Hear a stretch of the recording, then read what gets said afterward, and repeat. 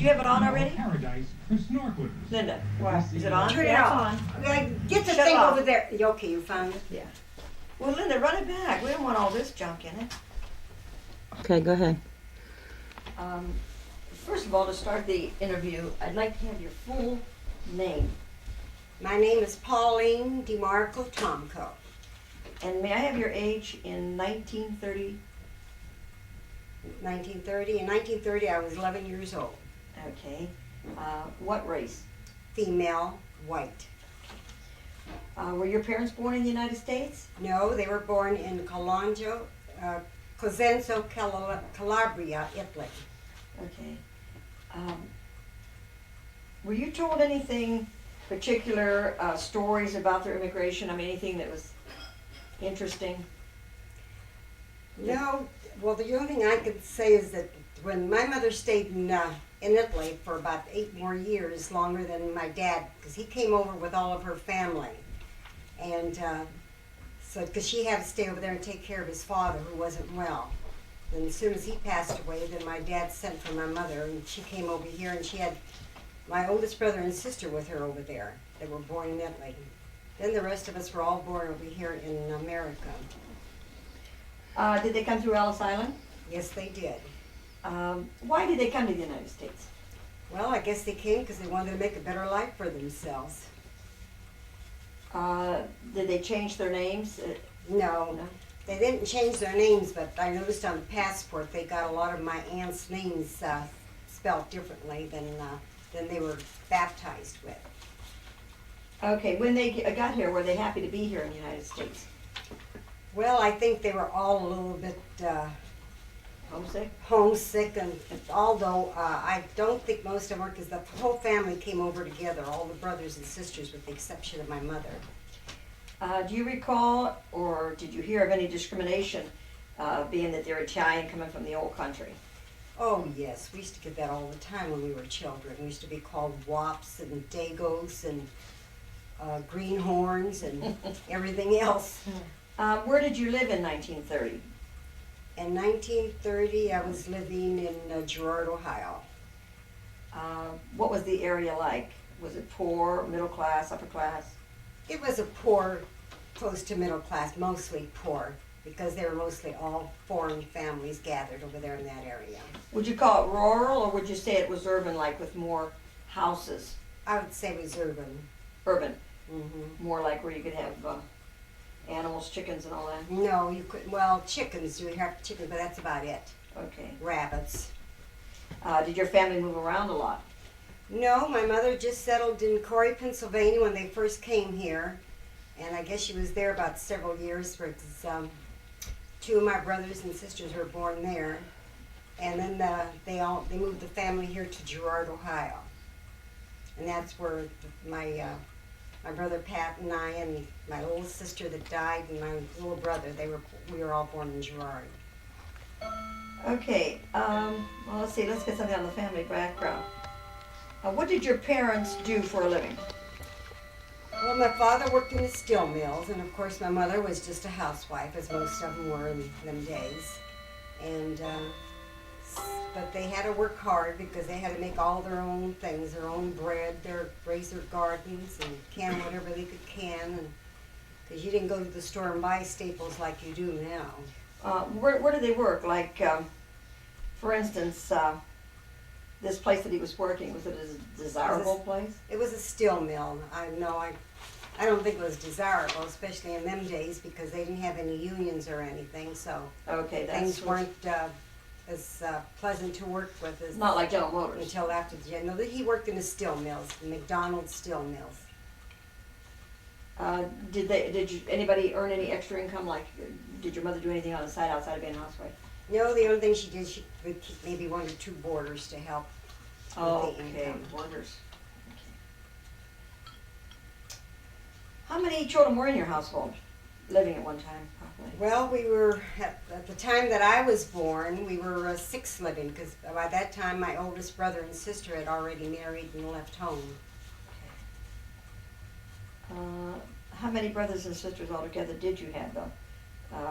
I had 4 sisters and 3 brothers. Plus the two that brother and sister that died. and plus my sister and brother that died. Okay, were They any? died in infancy, so. Oh, was anybody employed, like, that help out, you know, maybe like bring No, somebody there in? was nobody else employed then. It was just my father and what my mother could get, you know, For the having one or boarders. two boarders there, which wasn't much, but it didn't take that much money to live in them days because we didn't have all the extras that they have now. Well, Electricity and water and, how much money would you say a young adult could earn in 1930? 1930, they were making about 25 cents an hour. So then they didn't help support the family with their income then? No.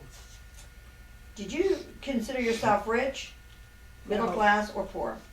I would say we were on the poor side. Dirt poor, right? Dirt poor's right. What was your educational background? Well, I think I went the highest of all my family. I went up to the 9th grade. The rest of them, they all went up to maybe the 5th or 6th grade. I think one other went to the 7th, my one brother. So, in other words, nobody graduated. Nobody graduated. So, college wasn't anything that could be considered. No, you didn't even think about college in them days. You were lucky to graduate So- school. When you did go to school, how'd you get there? Walked. How far was it from home? Oh, it varied. When I was in Girard, I would say it was about 1.5 miles or 2 miles. And when I was living in Pennsylvania with my sister, it was, I'd say I walked a good 3-4 miles to school, because that was out in the country. So, did anybody in the family own a car? No, not until my brothers got to be about 18, 19 years old, and they got their own job and bought one. Was your family very religious? I would say they were, but being that the conveniences of getting to church weren't that easy, we didn't get there as often, but my parents saw to it that we all had our sacraments, one way or another.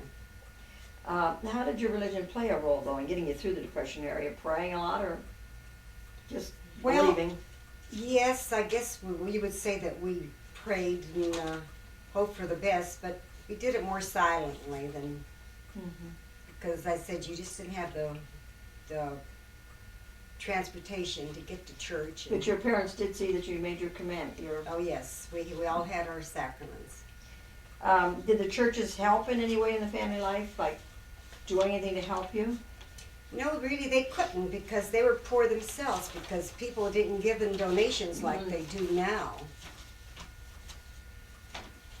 Okay, let's see now. Let's go to the second part. Was anyone in your family or household unemployed during the Depression? Oh yeah, my father was employed most of the time during the Depression. Like Employed most of or them. unemployed? Unemployed. Unemployed. So he'd work a little bit, be off a little bit? Maybe he'd work 1 or 2 days, and some days maybe he didn't even work that much. Okay. How did your family survive when you didn't have any income? Well, they survived by whatever, as I says, we used to make gardens, and my mother would can, and then the welfare in them days was just if they had potatoes to give you, they gave you potatoes, they gave you flour or sugar. That's how the government helped. That's the way you got government help.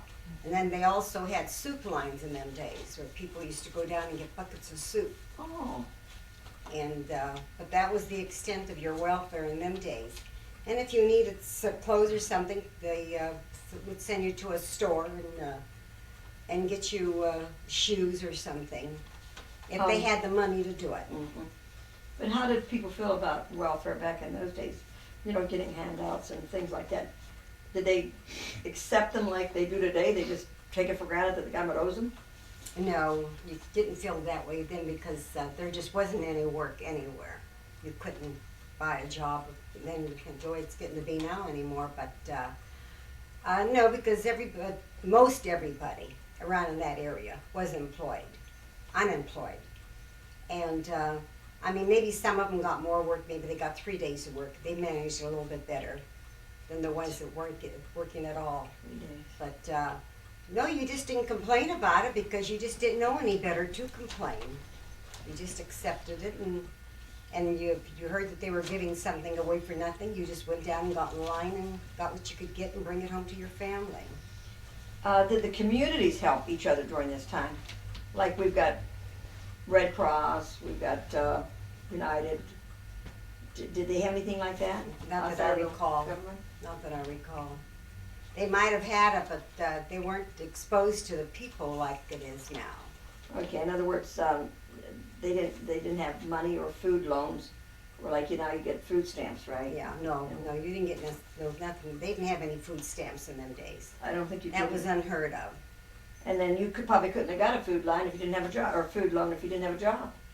Did they live on credit back in those days, though? Yes, we used to have neighborhood grocery stores because that's all they had in them days.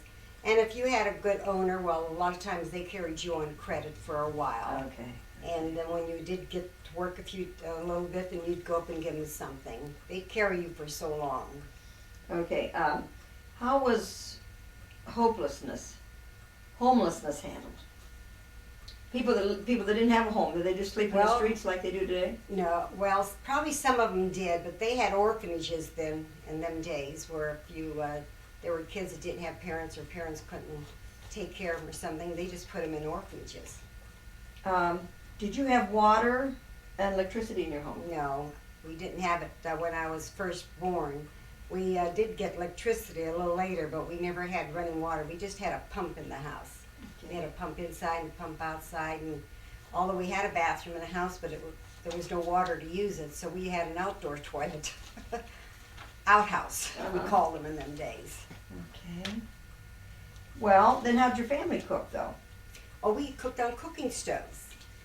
And if you were lucky enough to have a kerosene stove, well, then in the summertime you cooked on a kerosene stove. Oh, kerosene and wood. Kerosene and wood. Otherwise, we just cooked on coal stoves. Used to burn wood, and sometimes you put a little piece of coal in it. So that's how you kept the house warm, too, then? No, we had a furnace in our basement. We were Furnace? lucky, yeah. We were lucky. We had a furnace in our basement. Coal? Coal furnace. Oh, that's all they had in that's them all they days. had, They didn't okay. have gas furnaces. She asking how you could afford it. Probably when you were working, Could afford what? well, to keep the house. Like to keep your furnace going and, did you always have money to buy coal? Maybe that's what she's trying Well, to say.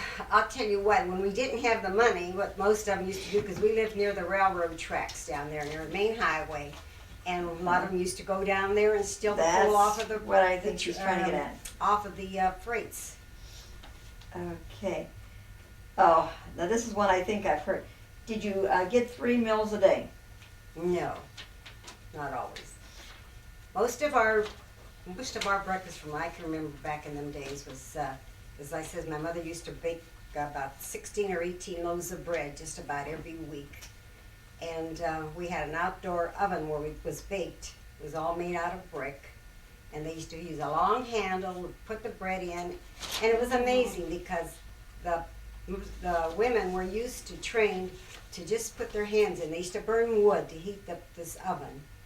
And after they burned the wood for so long, maybe an hour or two, and then they would take it out and then they'd put their hand in there to check the temperature on it. And they knew. And then they knew to put the bread in and bake it.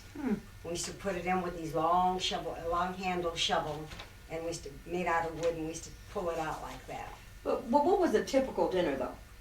Typical dinner was usually macaroni, spaghetti, macaroni and beans, or beans and greens, and soup, Potatoes.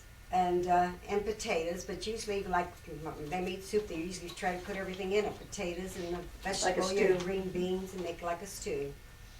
And Okay. you used to eat one good meal like that a day. Okay, now, but what about a holiday? Well, a holiday, they always made an extra effort to bake. My mother used to, like for Easter, she used to make Easter bread, and she'd make one for each of us kids. We used to put eggs in it, in the bread, and they used to bake it.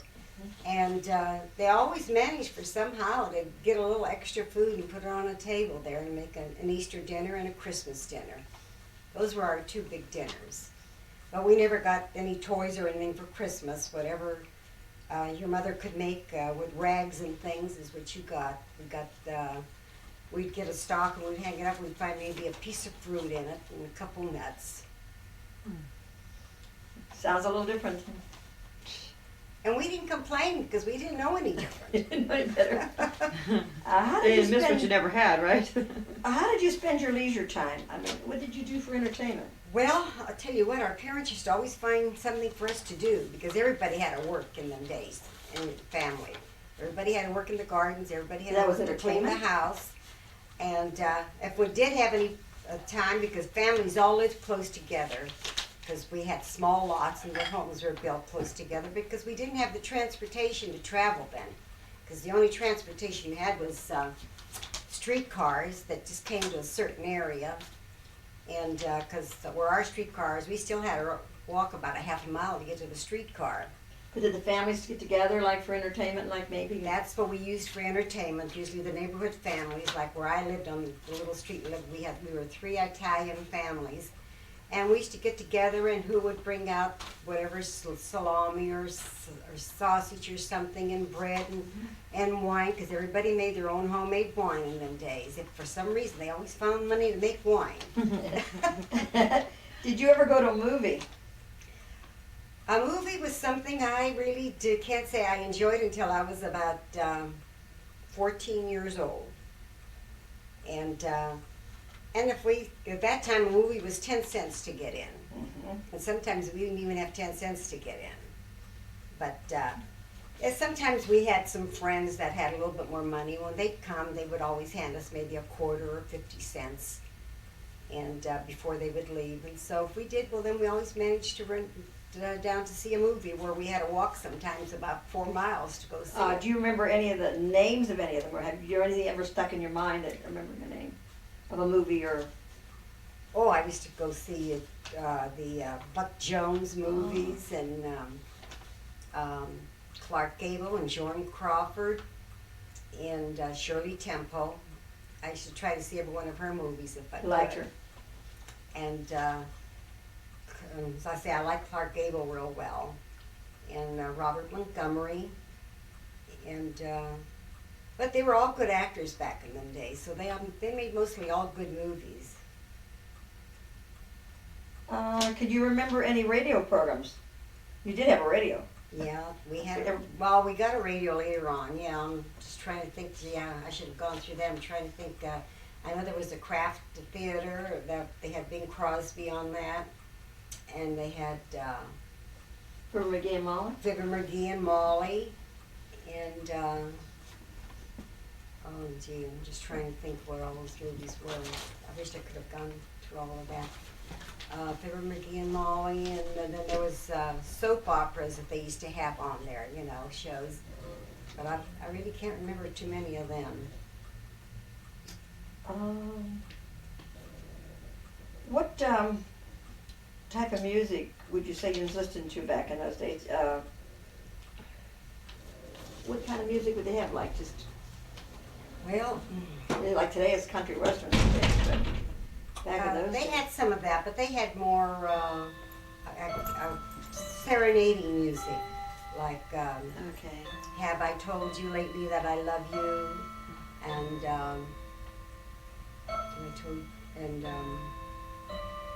But mostly Tennessee like, Waltz. mostly like dancing music Tennessee, too. mostly dancing music because they did a lot of ballroom dancing back Back in in the those days. That days. was the popular dance. Oh, I know. How much did a can of pop cost? A can of pop back there, I think it was, if I remember correctly, it was 5 cents. And what was the popular brand though? Do you remember? They didn't have too much pop in the cans or bottles in them days, but the first one that I can remember was Coca-Cola. Okay. Coca-Cola, and then the Dr. Pepper came in. And, because I remember that when I was about 30, it was about 1938 or 39 when I can remember the Dr. Pepper. Mhm. I mean, because that was one of my favorite drinks. Okay, what was Christmas like? Well, Christmas was just the family getting together, and we'd visit with the other 2 neighbor families, and we'd have our dinner. And then we just sat around and talked. That was it. And sometimes you got company if we had lucky enough to have friends, or sometimes we just went to visit our godparents. But it was mostly staying at home because, as I said, nobody had too much transportation to get around. So in other words, nobody got presents. Oh no, no, definitely not. Well, she wanted to know what they would have been, but if you didn't get anything. No, we didn't get too many presents. You almost had to be in the a little upper class or have a parent that worked every day. Was there anything you really wanted but was never able to get because it was considered expensive? Oh, there was many things. I especially wanted a baby doll, and I never could get it because there was never any money for it. That's probably why you like Shirley Temple dolls so much. Oh, And that's why I dolls. love baby dolls now. Cases full of My dolls. Shirley Temples are mostly all in the dining room. Okay. Would you say that your family life was altered a great deal from the 20s to the Depression era? Oh, definitely. Oh, Um, definitely. But once everybody started getting work, when my brothers got to be about 18, and then they got a job at a steel mills, and my sister was able to get to work because during Depression, when FDR came in, well, he created a lot of programs to get the youth, the young ones, working. He created the WPA, and they had, I think, if I remember correctly, called the NYA, where they used to put women to work to go and clean houses for somebody that was too sick to clean their houses or incapable, and until work started coming in. Well, then, of course, then the union, they tried to get the unions into steel mills, and until they did, that created a lot of heartaches, too, because there was a lot of fighting and killing going on. Well, I think one of the things she's trying to get at is like from the 20s to the 30s, like from the time that you came here, things were a little better, weren't they? Until the actual Depression hit. Well, if they were, I wasn't here then, because I wasn't born until 1919. Okay, no, but she means from 1920. 1920, 1930, no, the work wasn't too good.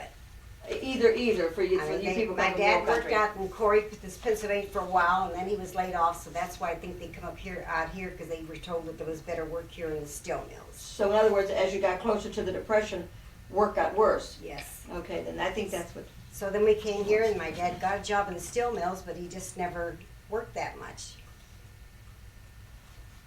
Do you know of any family that was better or worse off than yours? Do you know, did you have friends or something that were better off than you?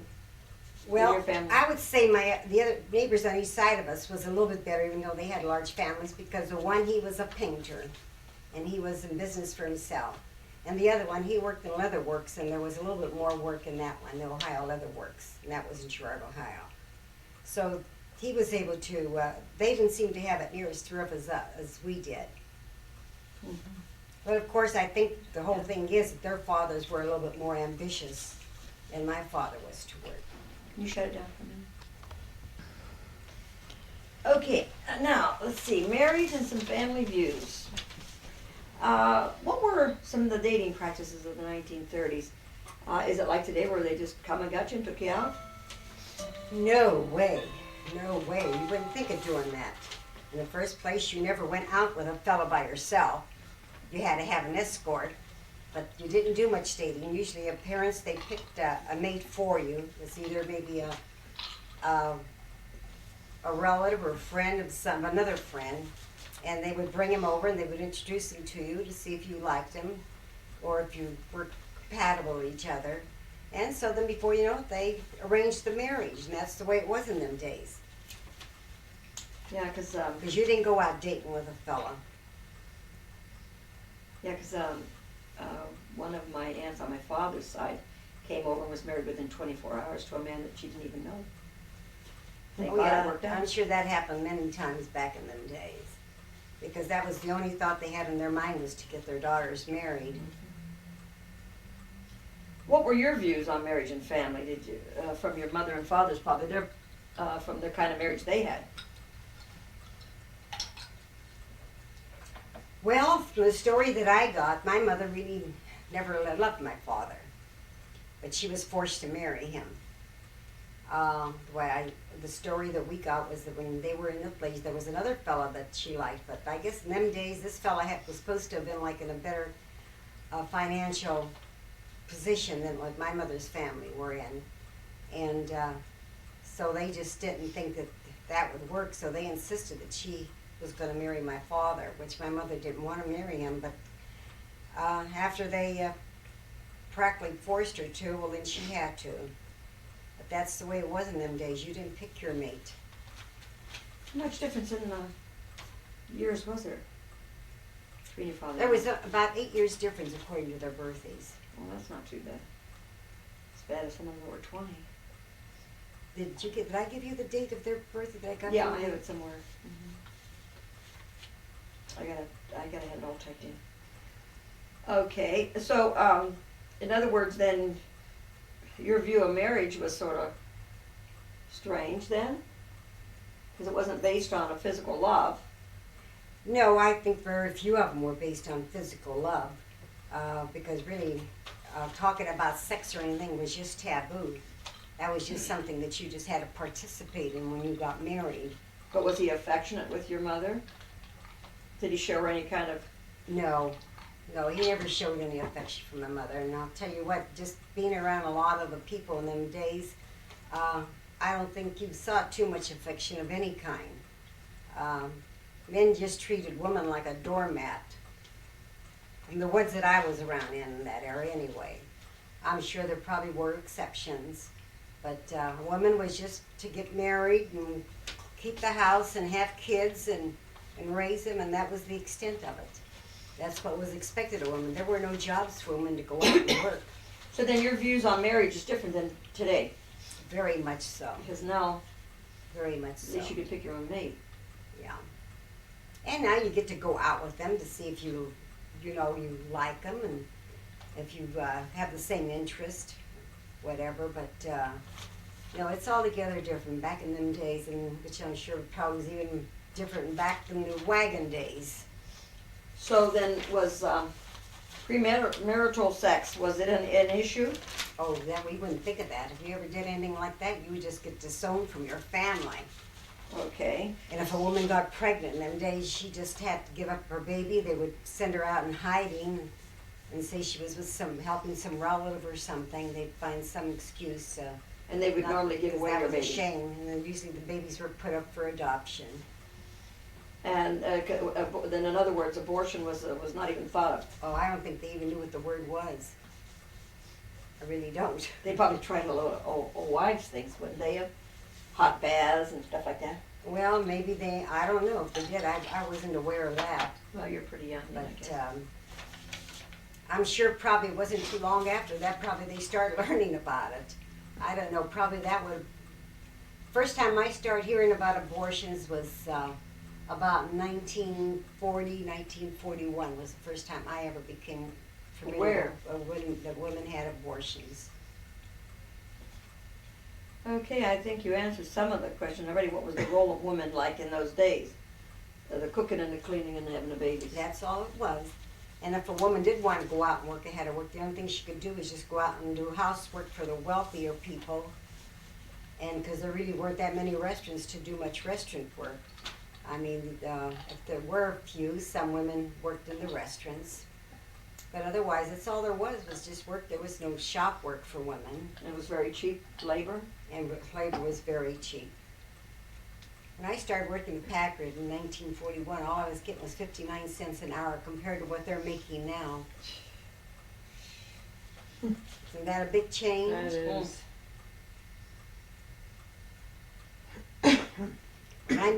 When we got married in 1948, my husband was only making $1 and was it 1.59? No.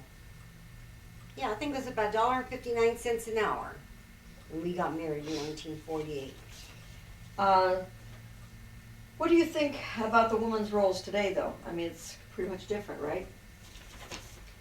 I would say it's very much different. 'Cause now it seems like the woman dominates the household. Where in them days the man dominated the household. We come full circle. And women have a lot more rights now than they had in them days, you know. Women speak up now where they didn't then. They were afraid to. If they did, probably they got battered. So would it have been beneficial for women to have the opportunities of today back then? I mean, Oh, it would have been nice. nice. It would have been nice, but that's the way progress grows. Was divorce popular in the No, 1930s? it was very much. That was considered a disgrace to get a divorce. I know, I don't. That's why I wondered about my father getting divorced It was back. very My- unusual because it was my considered a father. disgrace to get a divorce. Yeah. Because Frank was born in 29. Yeah, so my dad and mom must have got married. Then, My mom and dad got married in 29. They got married right after my mother died. yeah. So, like I say, that I know that divorce was bad then.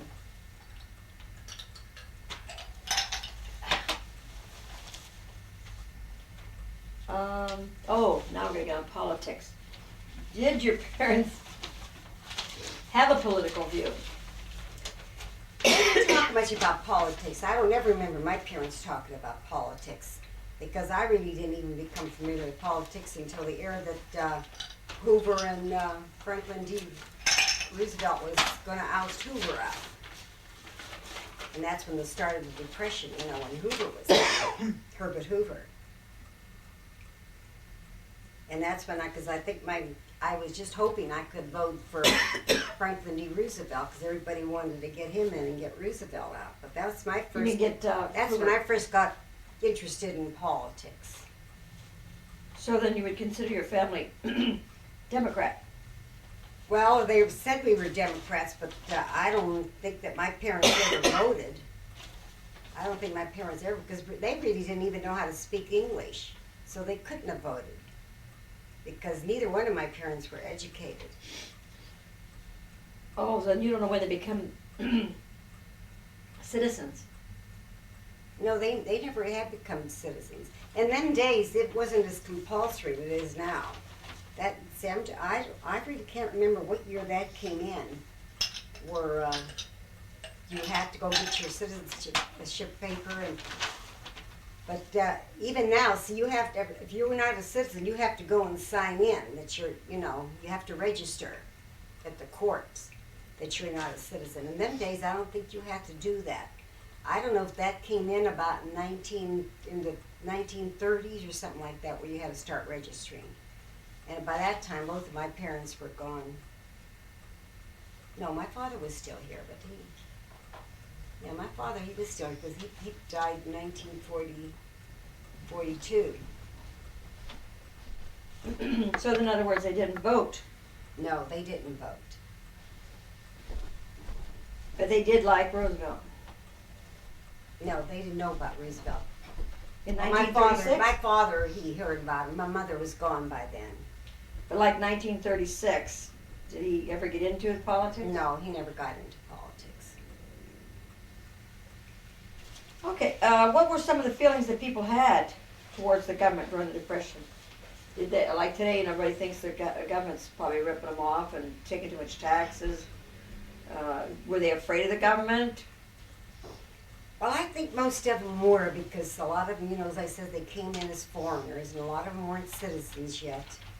And so I think they were afraid to voice their opinion too much on things about politics. Probably there were some that did, but I really don't remember too many of them saying too much.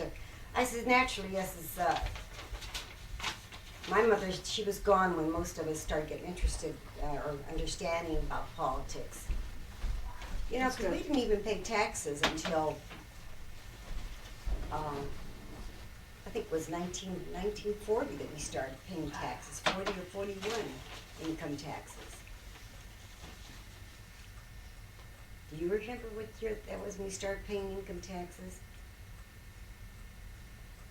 I don't know. I Social know I Security paid. came I in know I 36. paid for them after I started working at Packard Electric, but that's the only time I ever remember. Well, I think Social Paying Security came in income tax. 36. Yeah, Around 36, Social Yeah. Security came in. yeah, it was after Roosevelt got in. He's the one that created the Social Security. So, then did they feel that there was too much or too little government? Did they think that they weren't being helped enough, maybe, or they were, like you said, they were afraid? Well, I think most of them were too afraid to voice their opinion. Either way. Because a lot of them had fear of something happening to them, you know. Being shipped back. Yeah. Yeah, Especially some of the older ones, they were afraid to mention too much because, like, a lot of them didn't even know how to speak English too well, and they didn't know how to read and write because they didn't even know how to read and write in Italian. Because when I remember we used to get our parents to sign anything, we had to sign their name and then they would just write an X beside it whenever we had to purchase anything. So, what were people's overall feelings for the Depression? Excuse me, hopelessness, optimism? It was a hopelessness. Hopelessness. It was very, everybody was just felt very helpless. Do you recall when things started getting better for America? Do you remember, like, well, probably like you said about the CC camp and They started getting a little bit better after Franklin D. Roosevelt come in. As I said, that he started creating these different programs to get people working and get the youth and everything, the CC camps, and they were sent all over. WPA. And a lot of projects were made by the CC and the WPA. that's a And, works program. Yeah.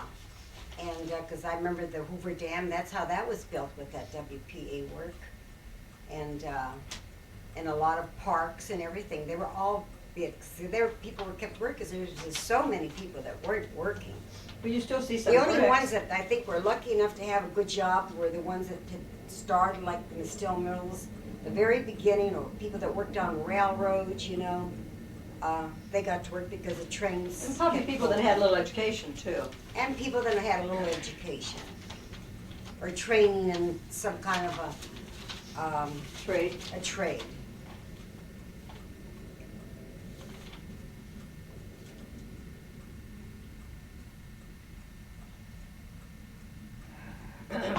What did people claim was the major cause of the Great Depression? What did they blame it on, you know? I mean, besides Hoover. Well, everybody was blaming it on for the President Hoover. Poor Hoover. That's all I used to hear, that Hoover, got to get him out because he's making the country poor. But that's the only thing I know is they always put all the blame on Hoover. Okay, now on this, she just more or less wants you to comment on anything that you'd like about the Depression era, whether family, hopes, dreams, whatever you'd like. Like, this is more or less just. Compared today with the Depression, the economy, the morals. Well, the only thing I could say is about the Depression, it was sad and hurt. A lot of families suffered. Many, many families suffered because there just was no hopes or no dreams of getting ahead of it. At that time, you just think it was just a complete helpless thing. Actually, we all dreamed things were going to get better, and they did. They did. Finally, work started coming in, and people got jobs, and of course, in them days, people always managed to try to save a little bit when they made their money. In other words, they didn't spend it all, and And as far as their morals. the morals are concerned, they're very, very bad and deplorable now compared to what they were then. You just didn't do the things in them days like you would think of doing now. I mean, for one thing, you just didn't jump into bed with a fella or anywhere you picked him up. In other words, this I mean, free you love. you really didn't have any pre-sex until you got married, most everybody, including me. I know. I know. Okay. And you think families were closer then, huh, too? Families were closer, and I have to really say that I think a lot of families were pretty close in them days, and you find a lot of your children took care of their parents in them days in comparison to now. I mean, it used to be in them days that the children grew up and they got a job, they always helped the parents. And a lot of them had to give their paychecks to the parents. I know Josephine And the did. parents would save it, and, but they didn't get just to keep their paychecks and go spend it and do anything they wanted with it and go wild and buy cars and everything. Usually you had to give most of it to your parents, and they gave you so much to go somewhere or do something with. And I mean, as I said, and then as things got better and they worked, they would help the parents. The parents would save the money for them. Then they got married, and if a parent got sick, they just most of the time when you got married in them days, naturally you couldn't get started going ahead and buying your home and everything like a lot of kids do. You lived with your parents for a while until you could get on your feet and get your own place. And There weren't nursing homes on every corner. well, that came out later. But as I says, you always took care of your parents. But then, the reason why it's pretty hard to compare that people didn't live as long as they do now too. Most people Good died point. when they were like in their 40s or 50s. Few of them got to live to be 60. That was considered old. Right now, 80, 90, 60 you're old, and people live to be in their 80s and 90s and 100s. Mhm. So this is why, if you can't compare it because the situation is so completely different now. And that's why you find that so many nursing homes, and because so many households, there's two of them working. And if they have a pretty good job where they might have pension benefits, they don't feel they want to give up their jobs to stay at home and take care of a parent or something. So consequently, they get put in nursing homes. Well, So that's about the extent, but as I said, it's just a lot different than what it was in them days. I think that's a pretty good interview, don't you think, Karen Lee? If there's anything that you want to ask her again about, it might be easier like just to call her long distance then, because you got the basic part that you need. This is March 13th, 1995 in Monday, March the 13th, What'd I say? Oh, Monday. Monday. Mhm. That always helps to Yeah. mention the day. Yeah. Say bye, everybody. Bye-bye, Karen Lee. Karen. Get a good grade, become a good teacher. You want more questions, call me up.